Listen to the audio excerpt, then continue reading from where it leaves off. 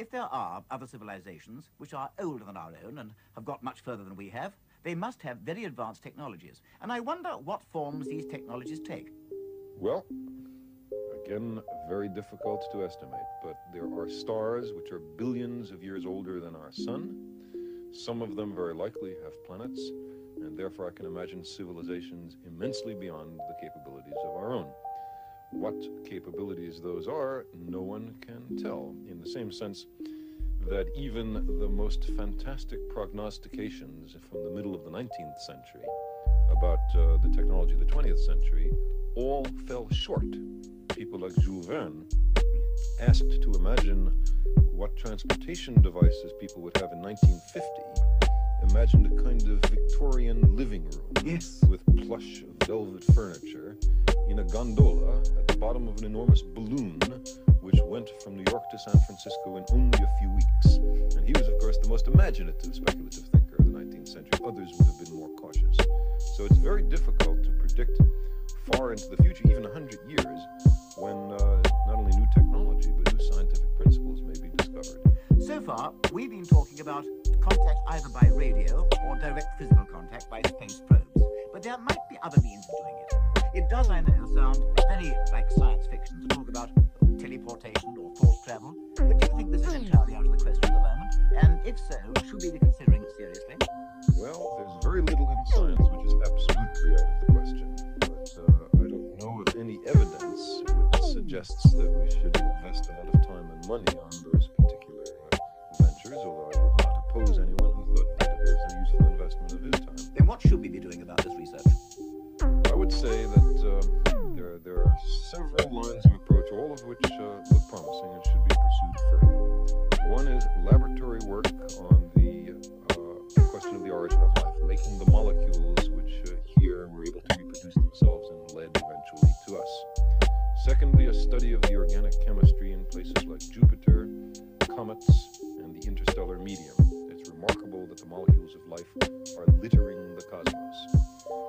Thirdly, the space vehicle exploration of the neighboring planets, in particular for life or life-related compounds. If it turns out, for example, that Mars is lifeless, that is not a major disappointment, because then we have two planets near each other in space and time, life developed on one and not on the other. You have the classic case of an experiment and a control. And it'd be very important to investigate why life on the Earth and not on Mars. But even more exciting would be if Mars turns out to have life, for us to investigate what kind of life it is, how similar, how different from life on Earth. That will immensely broaden the science of biology.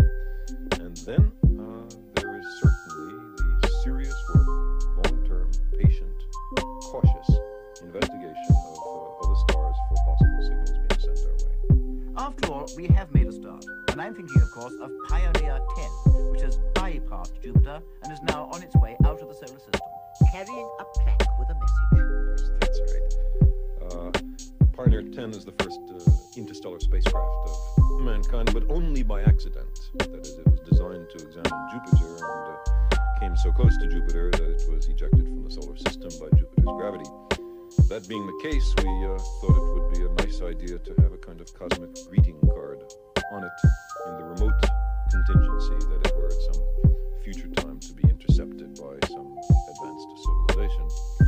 And so a 6 by 9 inch gold anodized aluminum plaque was designed, which has a mysterious part and an obvious part to it. The mysterious part is the man and the woman to the right of the plaque. And they will be mysterious because there will not be men and women anywhere else. The rest of the message we think is written in the galactic clear, in the one language we have in common with everyone else, namely the language of science. And it essentially indicates the planet from which the spacecraft was launched, the star around which that planet goes. Out of the several 100,000 million stars in the galaxy, it specifies one, and the year of launch out of the 10,000 million year history of the galaxy.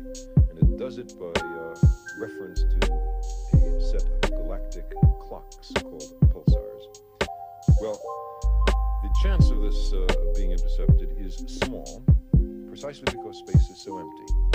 It's traveling so slowly, even though it's the fastest thing we've ever launched, that it will take it 80,000 years to get to the nearest star, but it's not headed towards the nearest star.